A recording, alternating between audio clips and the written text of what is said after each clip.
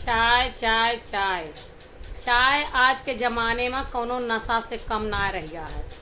भारत में चाय के सबसे ज़्यादा नशा है। भारत में चाय का नशा यहाँ तक है कि अगर भारत में चाय बैन कर दी जाए और ना बनाई जाए घर में, तो आधा भारतीय जो नहा सर दर्द से मर जाएंगे।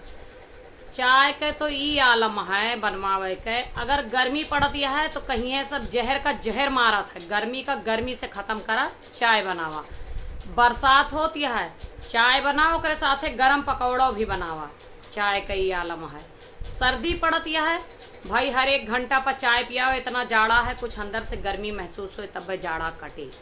कुछ लोग तो आधा अपने घर में अगर चाय ना बनत तो पड़ोसिन से संबंध यही मधुर कर लेते हैं कि चाय बनाओ। और तो और अगर डॉक्टर मना कर दे उनका कि तुम्हें चाय ना पिए का है भारत में, तो वह सब का वहाँ हम भारतीय कि चाय ना छोड़ी हैं, वह डॉक्टर का ई कह के छोड़ दें को का कुछ अवै ना कर।